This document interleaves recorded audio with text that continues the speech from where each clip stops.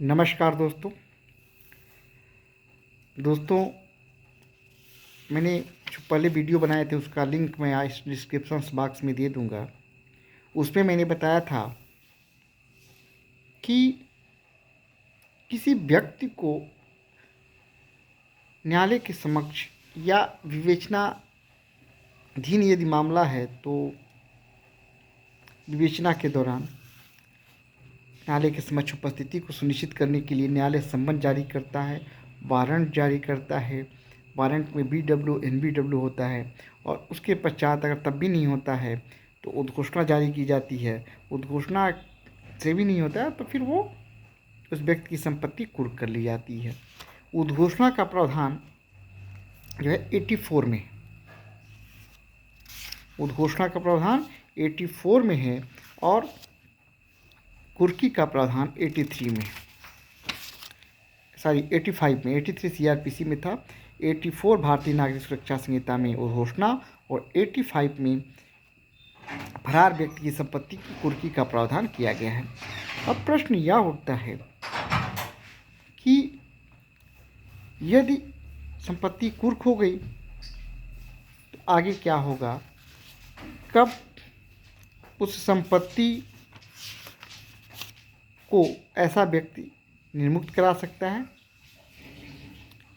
कब उसका विक्रय कर देगी राज्य सरकार। तो कुर्की की संपत्ति निर्मुक्ति, विक्रय और वापस करने के संबंध में जो प्रावधान किया गया है वो भारतीय नागरिक सुरक्षा संहिता की धारा 88 भारतीय नागरिक सुरक्षा संहिता की धारा 88 में, भारतीय नागरिक सुरक्षा संहिता की धारा 88 में किया गया है। दंड प्रक्रिया संहिता में यही प्रावधान धारा 85 में था। तो क्या संपत्ति निर्मुक्त की जाएगी, कैसे की जाएगी, इसके बारे में आज मैं आप लोगों को बताऊंगा। इससे पहले आप सबसे अनुरोध है कि यदि आपने अभी तक मेरी वीडियो को लाइक नहीं किया है तो वीडियो को लाइक करें, कमेंट्स करें और यदि चैनल को अभी तक आपने सब्सक्राइब नहीं किया तो सब्सक्राइब भी कर लें। देखिए, यदि संपत्ति कुर्क हो गई और उद्घोषित व्यक्ति उद्घोषणा में विनिर्दिष्ट समय के अंदर हाजिर हो जाता है तो न्यायालय संपत्ति को, यदि उद्घोषणा में जो तारीख दी गई है, विनिर्दिष्ट की गई है उपस्थिति के लिए, हाजिरी के लिए, यदि उस तारीख से पहले उद्घोषित व्यक्ति हाजिर हो जाता है तो न्यायालय ऐसी संपत्ति को निर्मुक्त कर देगा। लेकिन मान लीजिए वह उपस्थित नहीं होता है, यदि वह व्यक्ति उस विनिर्दिष्ट समय के अंदर उपस्थित नहीं होता है तो धारा 85 की उपधारा 2 यह प्रावधान करती है कि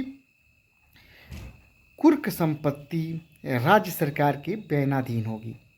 और कुर्की की तारीख से 6 मास के अवसान के पश्चात, इस टाइम पीरियड को आप ध्यान में रखेंगे, 6 महीने के बाद, कुर्की की तारीख से 6 महीने के अवसान के बाद राज्य सरकार उसका विक्रय कर सकती है। लेकिन 6 महीने के अवसान के पश्चात विक्रय राज्य सरकार तभी कर सकती है यदि धारा 85 भारतीय नागरिक सुरक्षा संहिता के अंतर्गत किसी व्यक्ति ने न्यायालय के समक्ष कोई दावा या आपत्ति ऐसे कुर्क संपत्ति के बारे में नहीं किया है। यदि ऐसी कुर्क संपत्ति के संबंध में कोई दावा या आपत्ति किसी व्यक्ति ने किया है तब वह संपत्ति निर्मुक्त नहीं की जाए, विक्रय नहीं किया जाएगा उस संपत्ति का, और ऐसे वाद का, ऐसे दावा या आपत्ति के निस्तारण हो जाने के पश्चात ही उसका उस कुर्क संपत्ति का विक्रय किया जाएगा। लेकिन एक कंडीशंस और है, यदि मान लीजिए संपत्ति जो है जो कुर्क की गई है, कुर्क संपत्ति प्रकृत्या क्षयशील है, मान लीजिए कोई फल फूल है, सेव है, संतरा है, कुछ इस तरह की कोई संपत्ति कर ली गई है जिसका ये है कि अगर उसको लंबे समय तक रखा जाएगा तो उसका मूल्यवान नहीं रह जाएगी, वो ख़त्म हो जाएगा। तो ऐसी संपत्ति जो शीघ्रतया और प्रकृत्या क्षयशील है या न्यायालय के विचार में उस संपत्ति का विक्रय करना स्वामी के फायदे के लिए ठीक होगा। दो कंडीशन है। पहला, या तो संपत्ति शीघ्रतया या प्रकृतिया क्षयशील है, और दूसरा कंडीशन है कि न्यायालय की राय है, न्यायालय की समझ में, न्यायालय के विचार में ऐसी संपत्ति का विक्रय करना, तत्काल विक्रय करना न्यायालय की उस व्यक्ति के, उसके स्वामी के फायदे में है। तब न्यायालय किसी भी समय, इन दो दशाओं में न्यायालय कभी भी संपत्ति का विक्रय, जब वो न्यायालय वो ठीक समझे, उसका विक्रय करा सकता है। तो धारा 85 की उपधारा 2 कुर्क संपत्ति के विक्रय के बारे में बंद करता है। लेकिन अब एक चीज़ ये है कि मान लीजिए संपत्ति कुर्क संपत्ति है, उसका विक्रय भी कर दिया गया, तो क्या कभी कोई ऐसी कंडीशंस है कि ऐसी संपत्ति को उस व्यक्ति की, जिसकी संपत्ति है, स्वामी के हाजिर होने पर दिया जा सकता है? तो जी बिल्कुल है। इसका टाइम लिमिट है 85 सेक्शन 88 धारा 88 की उपधारा 3। धारा 88 की उपधारा 3 यह बताती है कि यदि कुर्की की तारीख से 2 वर्ष के भीतर कोई व्यक्ति जिसकी संपत्ति उपधारा 2 के अधीन राज्य सरकार के बयानाधीन है या रही है, उस न्यायालय के समक्ष जिसके आदेश से वह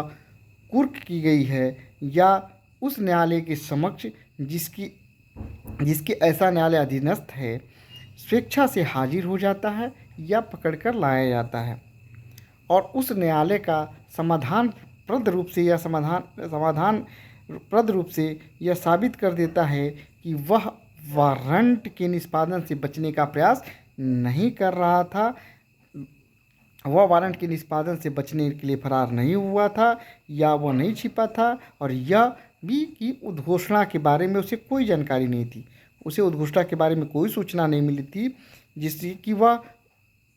उस निर्दिष्ट समय के भीतर जो न्यायालय द्वारा तय किया गया था उसके अंदर हाजिर हो सकता था। तो ऐसी संपत्ति का यदि विक्रय कर दी गई है तो विक्रय के शुद्ध आगमों का, और यदि उसका केवल कुछ भाग विक्रय किया गया है तो ऐसे विक्रय के शुद्ध आगमों का और अवशिष्ट संपत्ति का और कुर्की के परिणाम स्वरूप उपगत सब खर्चों को उसमें से चुकाकर उसे प्रदान कर दिया जाएगा।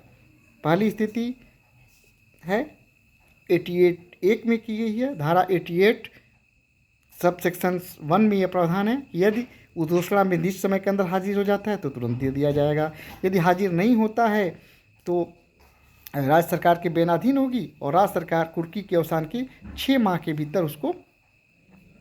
खर्च कर सकती है। और तीसरा कंडीशन 88 का है कि 2 साल के अंदर यदि हाजिर हो जाता है तो न्यायालय से उस संपत्ति को उचित कारण दिखाते हुए निवृत्त करने का मांग कर सकता है। मुझे उम्मीद है कि आपको जानकारी अच्छी लगी होगी। ये जानकारी अच्छी लगी तो वीडियो को लाइक करें, कमेंट्स करें और दोस्तों की भी शेयर भी करें। नमस्कार दोस्तों।